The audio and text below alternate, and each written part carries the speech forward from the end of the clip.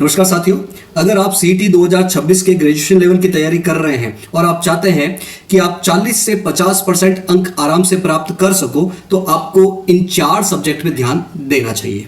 तो इस वीडियो में हम यही देखने वाले हैं कि ये 4 सब्जेक्ट कौन कौन से हैं जिनमें सबसे ज्यादा क्वेश्चन पूछे जा रहे हैं और उन 4 सब्जेक्ट में भी इंडिविजुअल टॉपिक कौन कौन से हैं जिन पर हमको ज्यादा ध्यान देना चाहिए।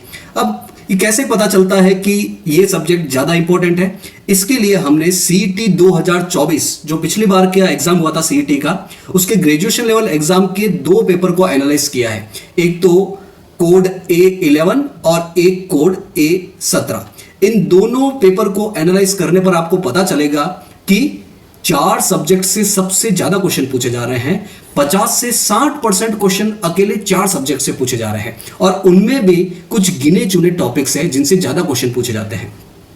तो अगर इनको एनालाइज कर लिया जाए तो हमारी तैयारी को एक डायरेक्शन मिल जाएगी। अब ये 4 सब्जेक्ट कौन कौन से हैं? ये 4 सब्जेक्ट है भूगोल, भारत का भूगोल और राजस्थान का भूगोल। फिर है अर्थव्यवस्था, इकोनॉमी, भारत की अर्थव्यवस्था और राजस्थान की अर्थव्यवस्था। तीसरा सब्जेक्ट है राजव्यवस्था, भारत की राजव्यवस्था और राजस्थान की राजव्यवस्था। और चौथा सब्जेक्ट है गणित और रीजनिंग। मैं गणित और रीजनिंग को अलग सब्जेक्ट नहीं मानूंगा, एक ही सब्जेक्ट है, एक ही प्रकार के इसमें आपको बेसिक न्यूमेरेसी चाहिए होती है। जब हमने A11 पेपर जो सीईटी 2024 में ग्रेजुएशन लेवल का एग्जाम हुआ था उसके A11 पेपर कोड को एनालाइज करें तो उसमें 23 क्वेश्चन भूगोल से मिले हमको, 23 क्वेश्चन, और वो भी ज़्यादा टफ नहीं थे। हालांकि एग्जाम में परिवर्तन हुआ है, एग्जाम के पैटर्न में परिवर्तन हुआ है, लेकिन हाँ हमें टॉपिक का पता चलता है कि हाँ हमें भूगोल से इन टॉपिक को ज़्यादा तवज्जो देनी है और भूगोल को ज़्यादा तवज्जो देनी है। तो 23 क्वेश्चन भूगोल से पूछे गए। अर्थव्यवस्था से 24 क्वेश्चन पूछे गए। ये अर्थव्यवस्था सब्जेक्ट हम जनरली नहीं पढ़ते हैं, अवॉइड करते हैं, लेकिन ये और ये राजव्यवस्था ऐसे सब्जेक्ट है जिनको अगर एक बार ध्यान से समझ के पढ़ लिया जाए तो ये हमारे दिमाग में सेट हो जाते हैं। और चूंकि अर्थव्यवस्था और राजव्यवस्था ये करंट अफेयर्स से ज़्यादा जुड़े होते हैं, मतलब डेली आपको अखबार में अर्थव्यवस्था और राजव्यवस्था की खबरें देखने को मिलती है, तो हमारा रिविजन साल भर होता रहता है। तो अर्थव्यवस्था से 24 क्वेश्चन पूछे गए, बेसिक क्वेश्चन थे, कंसेप्चुअल क्वेश्चन थे। फिर राजव्यवस्था से 18 क्वेश्चन, भारत की राजव्यवस्था और राजस्थान की राजव्यवस्था 18 क्वेश्चन, और ये 2 सब्जेक्ट मिलाकर 42 क्वेश्चन, 150 में से 42 क्वेश्चन अकेले इन 2 सब्जेक्ट को मिला के। और फिर भूगोल को मिला दिया जाए तो करीब 60-65 क्वेश्चन हो जाएंगे। चौथा सब्जेक्ट है गणित और रीजनिंग। इसमें से 20 क्वेश्चन पूछे गए। हो सकता है बहुत सारे स्टूडेंट्स को गणित रीजनिंग बहुत टफ लगे, थोड़ी सी प्रैक्टिस कर ली जाए और थोड़ा प्रीवियस ईयर क्वेश्चन के हिसाब से टॉपिक को एनालाइज करके फिर पढ़ा जाए तो ये सब्जेक्ट और बाकी सारे सब्जेक्ट हमारे लिए इजी हो जाएंगे। तो इन 4 सब्जेक्ट से मिला के भूगोल, अर्थव्यवस्था, राजव्यवस्था और गणित रीजनिंग, इन 4 सब्जेक्ट से मिलाकर इस A11 पेपर कोड में 85 क्वेश्चन पूछे गए, 85 क्वेश्चन। टोटल क्वेश्चन 150 क्वेश्चन, उसमें से अकेले 85 क्वेश्चन इन 4 सब्जेक्ट से पूछे जा रहे हैं। मतलब 150 का आधा होता है 75 क्वेश्चन और पूछे जा रहे हैं 85 क्वेश्चन। तो 50 से 60% अकेले इन 4 सब्जेक्ट से क्वेश्चन पूछे जा रहे हैं। तो थोड़ा सा अगर हम स्ट्रेटेजिकली पढ़ाई करें तो ये एग्जाम थोड़ा सा हमारे लिए ईजी हो सकता है। फिर 2024 का ही सीईटी का ग्रेजुएशन लेवल का A17 कोड के पेपर को हम एनालाइज करें तो भूगोल से 34 क्वेश्चन, 34 क्वेश्चन, भारत के भूगोल और राजस्थान के भूगोल से संबंधित 34 क्वेश्चन, 34 क्वेश्चन। अभी हम देखेंगे भूगोल के कौन कौन से टॉपिक और अर्थव्यवस्था, राजव्यवस्था, गणित रीजनिंग के कौन से टॉपिक से ज्यादा क्वेश्चन पूछे जा रहे हैं। तो 34 क्वेश्चन, 34 क्वेश्चन अकेले भूगोल से। फिर अर्थव्यवस्था से 9 क्वेश्चन, फिर राजव्यवस्था से 19 क्वेश्चन, ये 18-19 के आसपास नंबर चल रहा है।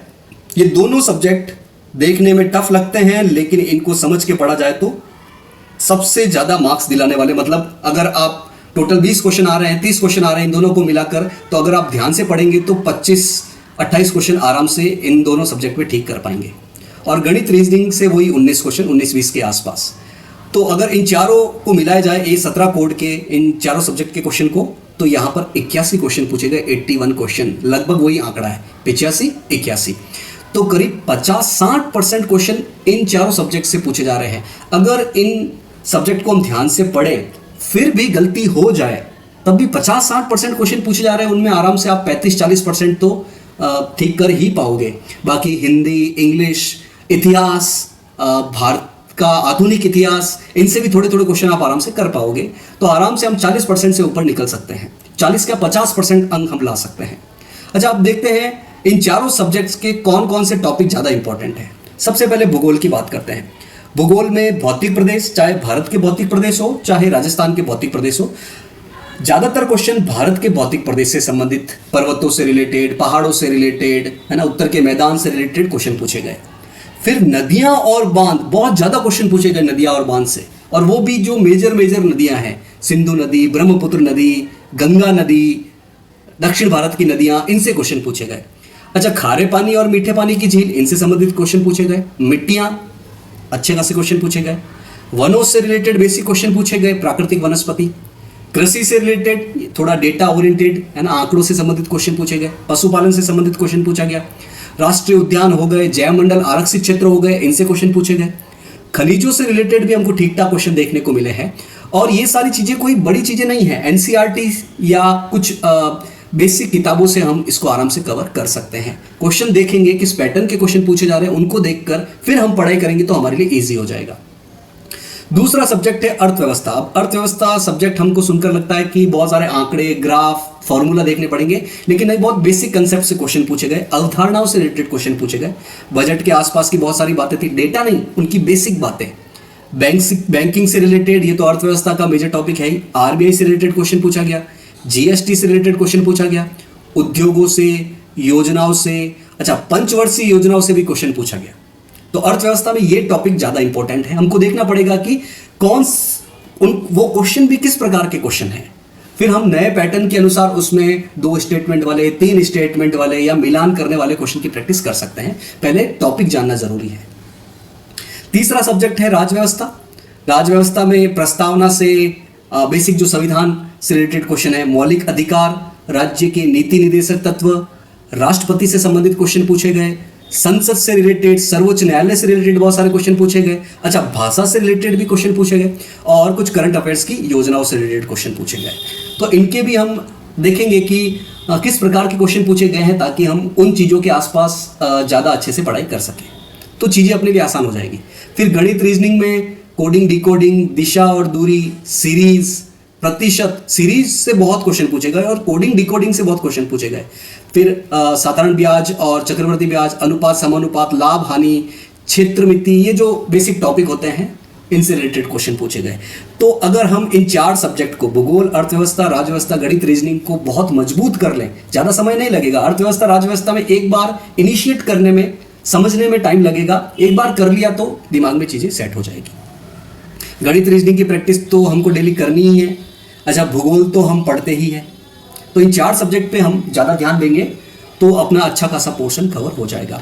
हालांकि भारतीय इतिहास, भारत का जो मॉडर्न हिस्ट्री है, आधुनिक इतिहास से, उससे भी कुछ सेलेक्टिव टॉपिक से ज़्यादा क्वेश्चन पूछे गए। अगर उसको भी इसमें मिला दिया जाए तो करीब 100 के आसपास क्वेश्चन हो जाएंगे। 150 में से 100 क्वेश्चन अकेले इन 5 सब्जेक्ट से। तो अगर हम इस तरीके से स्ट्रेटेजी बना के चलेंगे तो अच्छे से चीज़ों को कर पाएंगे, ज़्यादा दबाव भी नहीं आएगा, और एग्जाम में भी अच्छा परफॉर्मेंस करेंगे। तो आज के वीडियो में इतना ही, मिलेंगे नेक्स्ट वीडियो में नए टॉपिक के साथ। तब तक अपना ख्याल रखें, धन्यवाद।